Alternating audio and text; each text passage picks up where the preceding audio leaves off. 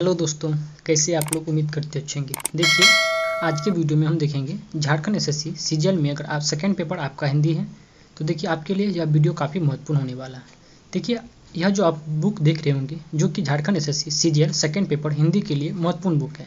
इस बुक में total 30 model practice set दिया हुआ है, एकदम एग्जाम पैटर्न पर आधारित। देखिए, इस वीडियो से पहले अब तक हम इस बुक का 29 सेट कंप्लीट करा दिए हैं। आज इस बुक का लास्ट सेट है। अगर आपने सभी सेट को नहीं देखे हैं तो आप प्लेलिस्ट में जाके सभी सेट को देख सकते हैं। आज हम सेट नंबर इसमें 30 देखेंगे। आपसे रिक्वेस्ट है, अगर आप चैनल पर पहली बार आएंगे प्लीज़ चैनल को सब्सक्राइब जरूर कीजिएगा। देखिए, यह जो आप स्क्रीन पे बुक देख रहे होंगे, अगर आप लोग इस बुक का संपूर्ण पीडीएफ लेना चाहते हैं तो उसके लिए मात्र आपको 20 रुपया पेमेंट करना है, जो कि देखिए इस बुक में टोटल 20 प्रैक्टिस सेट पेपर 3 के लिए दिया हुआ है। तो उसके लिए देखिए नंबर है 82-290-72-461। आपको इस नंबर पे जो है व्हाट्सअप करना है। अगर आप लेना चाहते हैं, इच्छुक हैं तो आप ले सकते हैं, नहीं लेना चाहते हैं कोई दिक्कत नहीं।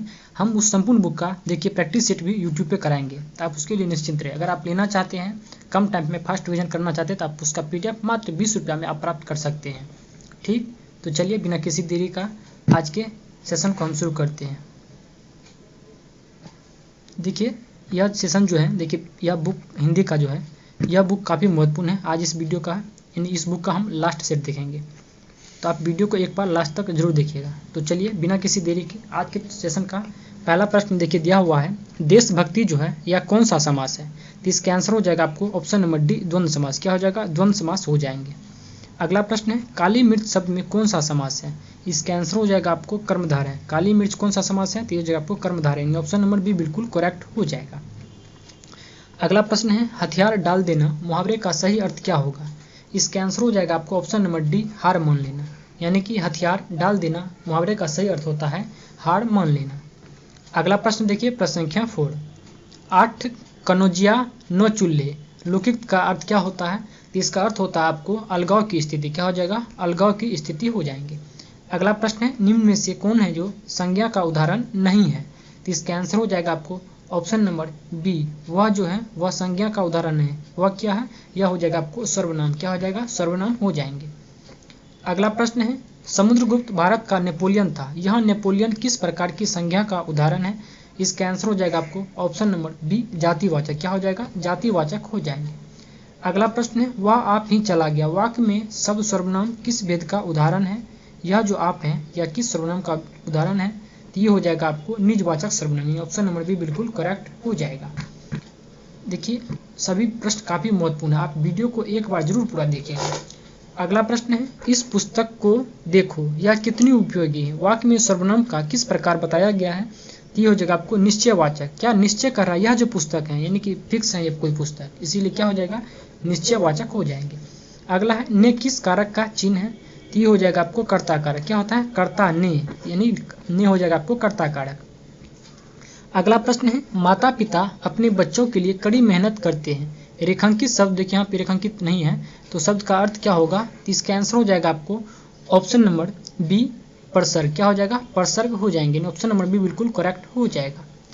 अगला प्रश्न है, निम्नलिखित में से एक विशेषण शब्द कौन है?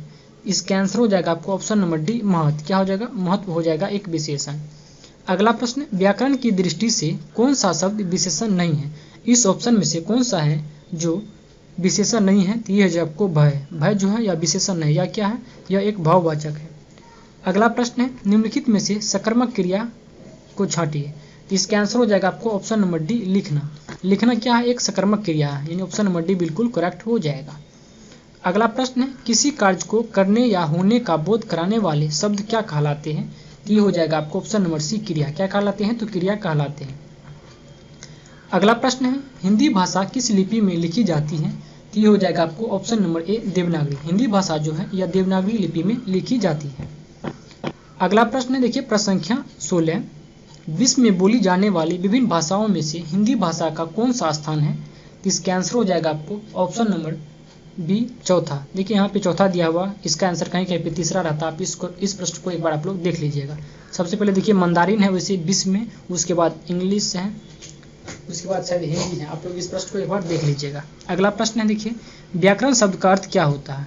इसका आंसर हो जाएगा आपको ऑप्शन नंबर सी, टुकड़े टुकड़े करना। क्या हो जाएगा? टुकड़े टुकड़े करना हो जाएगा। अगला प्रश्न है प्रश्न संख्या 18 नंबर, 71 संविधान संशोधन के द्वारा 1992 में निम्नलिखित में से किस भाषा को 8वीं अनुसूची में जोड़ा गया था। देखिए जब भी पूछेगा 71वां संविधान 1992 तो 3 भाषा जोड़ा गया था। कौन कौन? उसका ट्रिक होता है आपको याद रख लीजिए। नमक, 9 से हो जाएगा नेपाली, मो से हो जाएगा मणिपुरी, को से हो जाएगा कोंकणी, यानी कि नेपाली, मणिपुरी, कोंकणी हो जाएगा। देख लीजिए किस ऑप्शन में है, तो ऑप्शन नंबर बी बिल्कुल इसका करेक्ट हो जाएगा। अगला प्रश्न देखिए प्रश्न संख्या 19 नंबर, भाषा की परिवर्तनशीलता होती है किस रूप में। तो इसका आंसर हो जाएगा आपको काल भेद के रूप में, परिस्थिति भेद के रूप में, स्थान भेद के रूप में, यानी ये सभी हो जाएंगे। ऑप्शन नंबर डी बिल्कुल करेक्ट हो जाएगा। अगला है हिंदी को आम बोलचाल की महाभाषा किसने कहा है। तो ये कहा था आपको जॉर्ज ग्रियर्सन साहब ने, यानी ऑप्शन नंबर सी बिल्कुल करेक्ट हो जाएगा। अगला प्रश्न है प्रधानाचार्य शब्द क्या है। इसका आंसर हो जाएगा आपको ऑप्शन नंबर डी, यह एक यौगिक है। क्या हो जाएगा? यौगिक हो जाएंगे। अगला प्रश्न है भरत मुनि के रसपुत्र में निम्नलिखित में से किसका उल्लेख नहीं किया गया है। तो ये हो जाएगा आपको शांत का उल्लेख नहीं किया गया है। अगला प्रश्न देखिए हिंदी भाषा के विकास का सही अनुक्रम कौन सा है, यानी हिंदी भाषा के विकास का सही अनुक्रम क्या हो जाएगा। तो इसका हो जाएगा देखिए पाली, प्राकृत, अपभ्रंश, हिंदी, यानी ऑप्शन नंबर बी बिल्कुल करेक्ट हो जाएगा। अगला प्रश्न देखते हैं प्रश्न संख्या 24 नंबर, इनमें से प्लेटो ने काव्य के संबंध में कौन सा सिद्धांत प्रतिपादन किया था। इसका आंसर हो जाएगा आपको ऑप्शन नंबर सी अनुकरण का सिद्धांत। ये किसने दिया था? तो ये दिया था आपको प्लेटो ने। किसके संबंध में? काव्य के संबंध में। अगला प्रश्न देखिए प्रश्न संख्या 25, टेस्टिमोनियल शब्द हिंदी का अनुवाद क्या होगा। टेस्टिमोनियल शब्द का हिंदी अनुवाद क्या होगा। तो ये हो जाएगा आपको प्रशंसा करना। क्या हो जाएगा? प्रशंसा करना हो जाएगा। अगला प्रश्न है सुनिश्चय सपन भरे जल लोचन इस पंक्ति में कौन सा छंद है। तो ये हो जाएगा आपको चौपाई, यानी ऑप्शन नंबर ए बिल्कुल करेक्ट हो जाएगा। अगला प्रश्न है काव्य में उदांत तत्व को सर्वाधिक महत्व किसने दिया। ये दिया है आपको लॉन्जाइनस ने। किसने? लॉन्जाइनस साहब ने। अगला प्रश्न है कार्यालयीन पत्राचार में स्वनिर्देश के लिए शब्द का प्रयोग किया जाता है कौन सा। ये हो जाएगा आपको ऑप्शन नंबर बी भवदीय शब्द का। क्या हो जाएगा? भवदीय शब्द का प्रयोग किया जाता है। अगला प्रश्न है प्रश्न संख्या 29 नंबर, जैसे बाढ़ी काष्ठ ही काटे में बाढ़ी क्या है। तो हो जाएगा आपको ऑप्शन नंबर ए बढ़ई। बाढ़ी किसे कहा गया है? तो बढ़ई के लिए कहा गया है। अगला प्रश्न है श्री कृष्ण के मित्र का नाम क्या है जो गोपियों को योग का संदेश देता है। उसके मित्र का क्या नाम है जो गोपियों का योग का संदेश देता है। तो ये हो जाएगा आपको इसका आंसर उद्धव, यानी ऑप्शन नंबर ए बिल्कुल करेक्ट हो जाएगा। अगला प्रश्न देखिए प्रश्न संख्या 31 नंबर, तुलसीदास कितने वेदों के ज्ञाता थे। तो ये हो जाएगा आपको 4 वेदों के। कितने? 4 वेदों के हो जाएंगे। अगला प्रश्न बिहारी कवि ने सबकी उपस्थिति में बात करने के लिए क्या सुझाव दिया है। तो ये दिया था आपको नैनों की भाषा। क्या दिया था? नैनों की भाषा का सुझाव दिया था। अगला प्रश्न बिहारी के अनुसार सच्चे मन में कौन बसता है। तो ये हो जाएगा आपको राम। कौन बसता है? तो राम बसता है। अगला प्रश्न है काली को कितना सुझाव है पंक्ति में नित अलंकार बताइए। तो ये हो जाएगा आपको अनुप्रास अलंकार, यानी ऑप्शन नंबर बी बिल्कुल करेक्ट हो जाएगा।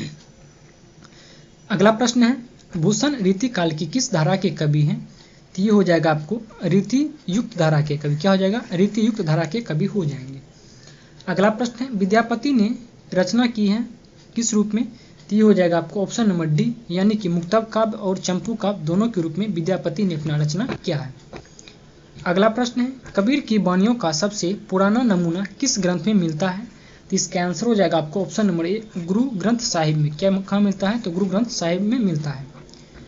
अगला प्रश्न देखिए प्रश्न संख्या 38 नंबर, सूरदास की काव्य शैली कैसी है। तो ये हो जाएगा आपको गीतात्मक। क्या हो जाएगा? गीतात्मक हो जाएंगे। अगला प्रश्न है प्रश्न संख्या 39 नंबर, विनय पत्रिका का मूल स्वर क्या है। तो ये हो जाएगा आपको भक्ति। विनय पत्रिका का जो है मूल स्वर क्या है? तो भक्ति है। अगला प्रश्न है बिहारी सतसई में किस छंद में रचित है। तो ये हो जाएगा आपको दोहा में। बिहारी सतसई जो है दोहा के रूप में है। कितना दोहा है? तो 750 दोहा है। अगला प्रश्न है कबीर रसकान किसके मोहक रूप पर मुग्ध थे। तो ये हो जाएगा आपको श्री कृष्ण के। ऑप्शन नंबर ए बिल्कुल करेक्ट हो जाएगा। अगला है इनमें से कौन भूषण के भाई थे। तो ये हो जाएगा आपको Matiram, Jatashankar, Chintamani, option number D, यानी सभी हो जाएंगे।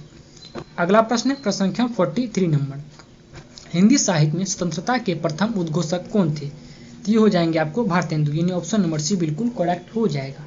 नेक्स्ट प्रश्न है खुसरो जैसी पहेलियां और मुकरियों किसने लिखी थी? तो ये लिखा था आपको ऑप्शन नंबर बी, लघीराम ने। किसने लिखा था? लघीराम ने लिखा था। अगला प्रश्न है, रामचरितमानस के बाद हिंदी में राम काव्य का दूसरा स्तंभ किसे माना जाता है?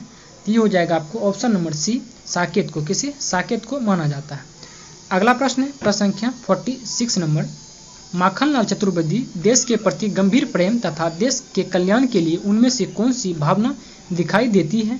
ये हो जाएगा आपको ऑप्शन नंबर ए, आत्म उत्सर्ग। क्या हो जाएगा? आत्म उत्सर्ग हो जाएगा। अगला प्रश्न देखिए प्रश्न संख्या, देखिए एक मिनट, यहाँ पे 46 के बाद यहाँ पे 60 प्रश्न आ गया। एक मिनट रुक जाइए। तो यहाँ पे देखिए इसमें कुछ प्रश्न स्किप हैं, हम उस प्रश्न को फिर डाल देंगे। अगला प्रश्न देखते हैं 60 नंबर, हरगोविंद सिंह की तहसीलदार पर किसको भरोसा था? इसका आंसर हो जाएगा देखिए आपको option number B, Singh ji को। यानी ऑप्शन नंबर बी बिल्कुल करेक्ट हो जाएगा। यानी 60 का देखिए ऑप्शन नंबर बी दिया हुआ है। अगला प्रश्न है, मठ पर किसने अपना कब्जा जमा लिया था? इसका आंसर हो जाएगा आपको रामपेरियानी। यानी ऑप्शन नंबर ए बिल्कुल करेक्ट हो जाएगा।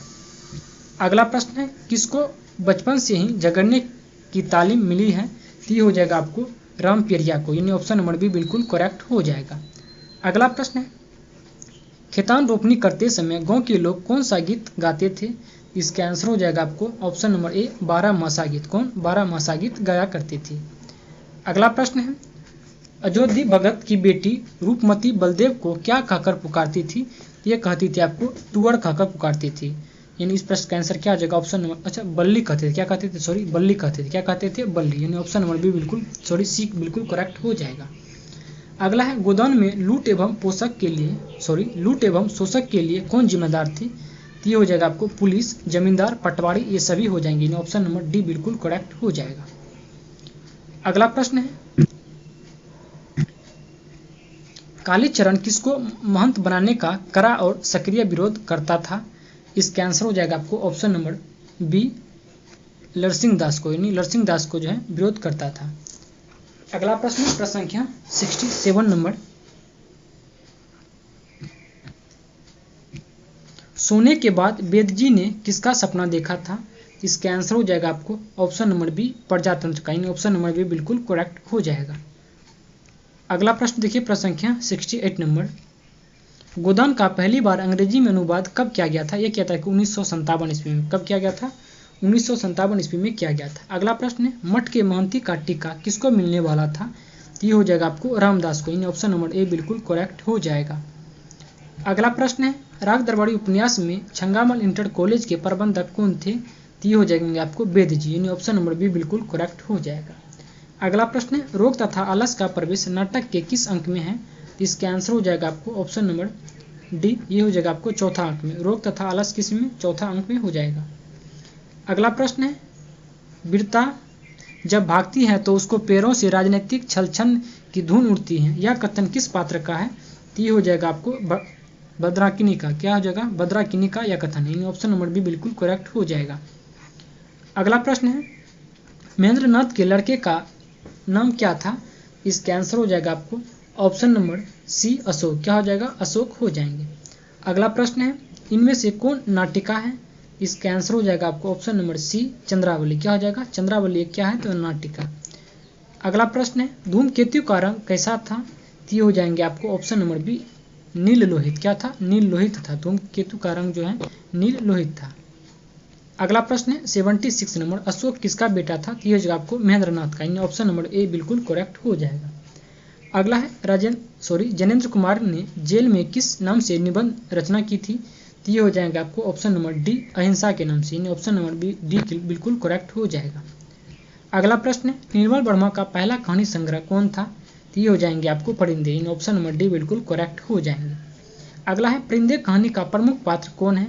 ये हो जाएगा आपको मिस्टर लतिका। यानी ऑप्शन नंबर ए बिल्कुल करेक्ट हो जाएगा। अगला प्रश्न है, आई लव द स्नोफॉल, यह कथन किसका है? ये हो जाएगा आपका मिस लतिका का। यानी ऑप्शन नंबर बी बिल्कुल करेक्ट हो जाएगा। नेक्स्ट प्रश्न है, बाबूजी को बैठे बैठे यही सूझता है, यह किसने कहा था? यह कथन कहा था आपको इसका नरेंद्र ने कहा था। और यह किससे कहा था? वो अपनी मम्मी से कह रहा था, नरेंद्र ने। अगला प्रश्न है, उर्दू में बागी पत्रिका कैसी थी? इसका आंसर हो जाएगा आपको राजनीतिक, यानी ऑप्शन नंबर बी बिल्कुल करेक्ट हो जाएगा। अगला प्रश्न है मिसपाल का निवास स्थान कहाँ था? इसका आंसर हो जाएगा आपको ऑप्शन नंबर सी कुल्लू। क्या हो जाएगा? मिसपाल जो है कहाँ रहती थी? तो कुल्लू में रहती थी। अगला प्रश्न है मोहन राकेश के मिसपाल कहानी में कौन सा पात्र है? तो ये हो जाएगा आपको रंजीत, जोरावर सिंह, मिसपाल, ये सभी हो जाएंगे। ऑप्शन नंबर डी बिल्कुल करेक्ट हो जाएगा। अगला प्रश्न है प्रश्न संख्या 85 नंबर, ठाकुर का कहानी के द्वारा लेखक क्या उजागर करना चाहते हैं? तो इसका आंसर हो जाएगा आपको ऑप्शन नंबर ए, गांव में व्याप्त ऊंच नीच एवं अमीरी गरीबी को कहानी यानी कि लेखक उजागर करना चाहते हैं। अगला प्रश्न है लेखक किस वजह से सब यात्रा में शामिल होने की हिम्मत नहीं कर रहे थे? ये हो जाएगा आपको सर्दी की वजह से। किसमें? सर्दी की वजह से, यानी ऑप्शन नंबर बी बिल्कुल करेक्ट हो जाएगा। अगला प्रश्न है प्रश्न संख्या 86 नंबर, उषा प्रियबंदा की कहानी किस पात्र पर आधारित है? तो ये हो जाएगा आपको ऑप्शन नंबर सी पारिवारिक समस्या पर, यानी ऑप्शन नंबर सी बिल्कुल करेक्ट हो जाएगा। अगला है शुक्ला जी के बच्चे का नाम क्या था? तो इसका आंसर हो जाएगा आपको ऑप्शन नंबर बी लल्लू और सबिता हो जाएंगे। क्या हो जाएंगे? लल्लू और सबिता। अगला प्रश्न है मिसपाल को किस वस्तु से चिढ़ था? इसका आंसर हो जाएगा आपको बनावटी श्रृंगार से, यानी ऑप्शन नंबर ए बिल्कुल करेक्ट हो जाएगा। अगला प्रश्न है ठाकुर का कुआं के संबंध में कौन से कथन सत्य हैं? तो ये हो जाएगा आपको इसका आंसर देखिए, यह कहानी दलित जीवन का आधार बनाकर रखी गई थी, यह कथन भी सही है। अगला है इस कहानी के पात्र वर्ग का प्रतिनिधित्व करते हैं, यह भी सही है। उसके बाद है इस कहानी में ग्रामीण परिवेश को दर्शाया गया, यह भी कथन है। इस प्रकार से इस प्रश्न का आंसर ऑप्शन नंबर डी बिल्कुल करेक्ट हो जाएगा, यानी सभी कथन बिल्कुल सही दिया हुआ है। अगला प्रश्न है दिल्ली में एक मौत कहानी के लेखक ने मनुष्य को किस भावना को इंगित किया है? इसका आंसर हो जाएगा देखिए आपको ऑप्शन नंबर यानी कि ए हो जाएगा संवेदनहीनता की भावना को व्यक्त किया है। अगला है गजेंद्र बाबू की रेलवे में नौकरी के दौरान उसका सहयोगी कौन था? तो ये आपको रमेशी था, यानी ऑप्शन नंबर बी बिल्कुल करेक्ट हो जाएगा। 92 का सॉरी गणेशी हो जाएगा। क्या जगह? गणेशी, यानी ऑप्शन नंबर डी बिल्कुल करेक्ट हो जाएगा। अगला प्रश्न है कीर्तिलता की भाषा क्या है? तो इसका आंसर हो जाएगा आपको ऑप्शन नंबर ए मिश्रित अपभ्रंश हो जाएंगे। क्या हो जाएंगे? मिश्रित अपभ्रंश। अगला प्रश्न है कबीरदास की भाषा कैसी थी? तो ये हो जाएगा आपको अवधि। कैसी भाषा थी? तो अवधि भाषा थी। अगला प्रश्न है निर्गुण संत कवियों में सर्वाधिक शास्त्र एवं सुशिक्षित थे कौन?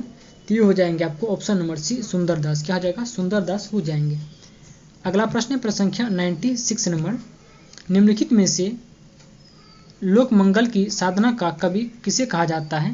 तो ये हो जाएगा आपको तुलसीदास को, यानी ऑप्शन नंबर डी बिल्कुल करेक्ट हो जाएगा। अगला प्रश्न है प्रश्न संख्या 97 नंबर, काला जल उपन्यास के लेखक कौन है? तो ये हो जाएगा आपको सनी, यानी ऑप्शन नंबर ए बिल्कुल करेक्ट हो जाएंगे। अगला है राजा निर्वंशिया कहानी के लेखक कौन है? तो ये हो जाएगा आपको ऑप्शन नंबर सी कमलेश्वर, यानी कि राजा निर्वंशिया के लेखक कौन है? तो कमलेश्वर हो जाएंगे। अगला प्रश्न है शिरीष के फूल नामक रचना किस विद्या की है? तो ये हो जाएगा आपको ललित निबंध। क्या हो जाएगा? ललित निबंध हो जाएंगे। देखिए आज की वीडियो का लास्ट प्रश्न है शुद्ध कविता की खोज के रचनाकार कौन है? तो ये हो जाएंगे आपको ऑप्शन नंबर बी दिनकर हो जाएंगे। कौन हो जाएंगे? दिनकर। देखिए उम्मीद करते हैं वीडियो आपको पसंद आएंगे। देखिए अगर वीडियो आपको अच्छा लगे तो प्लीज़ आपसे रिक्वेस्ट है आप वीडियो को लाइक कीजिएगा और शेयर कीजिएगा। किसी प्रश्न में कोई दिक्कत है आप हमें कमेंट में जरूर बताइएगा। देखिए अगर आप इस संपूर्ण बुक का PDF बिल्कुल फ्री ऑफ कॉस्ट भी प्राप्त करना चाहते हैं आप हमारे टेलीग्राम ग्रुप को ज्वाइन करके PDF वहाँ से प्राप्त कर सकते हैं। टेलीग्राम ग्रुप का नाम है विकास स्टडी जोन। आप सर्च कीजिएगा और सर्च करके ज्वाइन करके वहाँ से PDF प्राप्त कर सकते हैं। इसी के साथ मिलते हैं हम आपसे अगले वीडियो में, तब के लिए धन्यवाद।